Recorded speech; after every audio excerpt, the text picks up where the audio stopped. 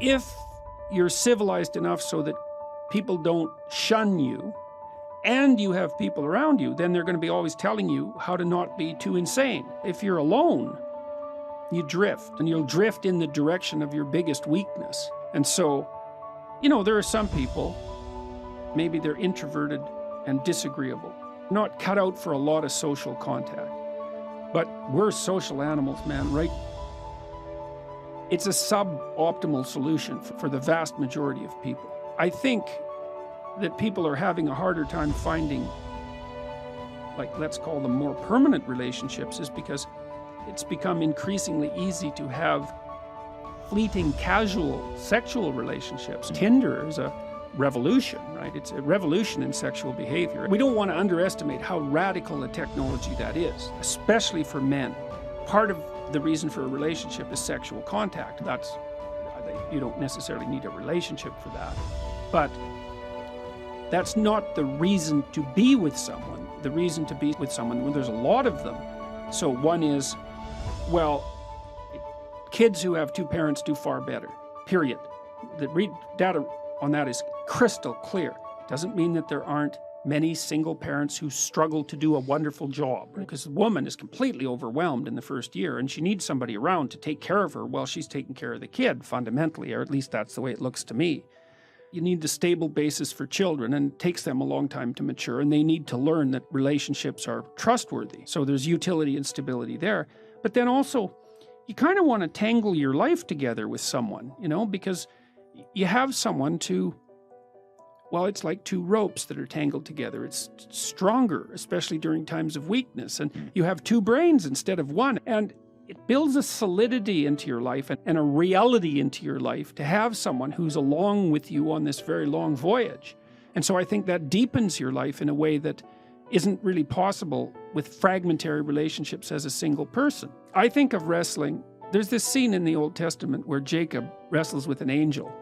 He's wrestling with God, actually, which is quite an interesting... That's what Israel means, right? Wrestling with God. But that just blew me away when I learned it. From the work I did in the last couple of months looking at this, and I looked into it quite deeply, it does mean wrestling, essentially, and it does derive from that scene in the Old Testament where Jacob wrestles with God. That's when he gets the name Israel.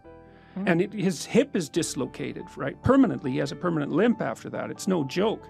But I think of marriage the same way. That's not what you want in a marriage. You want someone to contend with, because you learn through that wrestling. You learn where you're an idiot and where you should stop being. That's the spiritual aspect of marriage. It's the fact that you have to contend with someone under all sorts of circumstances.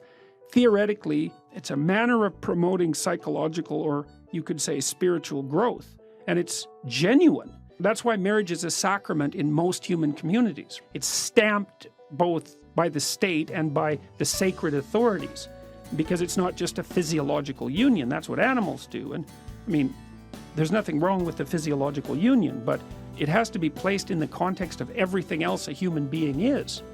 And I do think it's dreadful for people not to have that.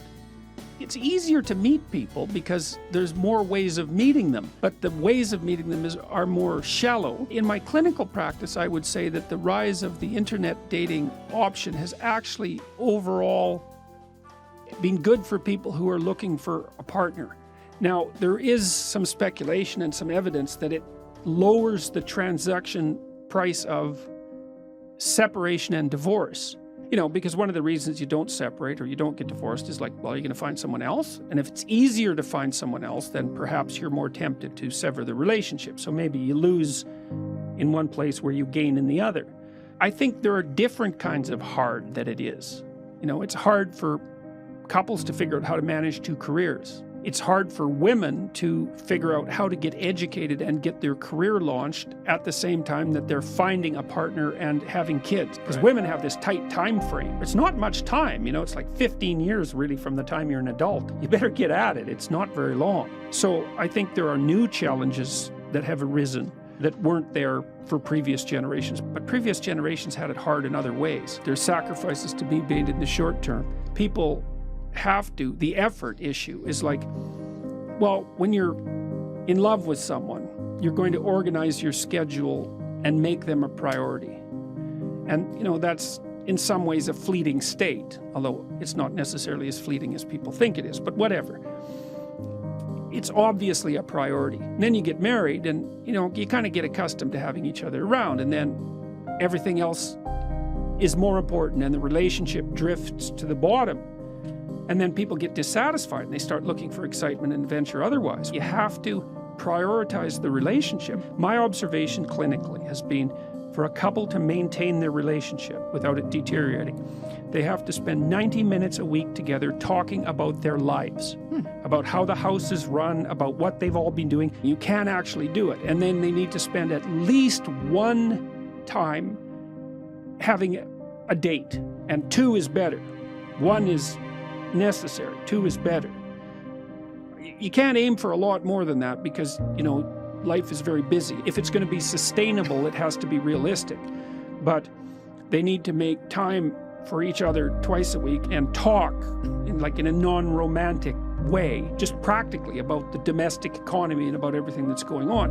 And that keeps people tied to each other and updated. That's sort of your minimal commitment level if you don't want things to deteriorate.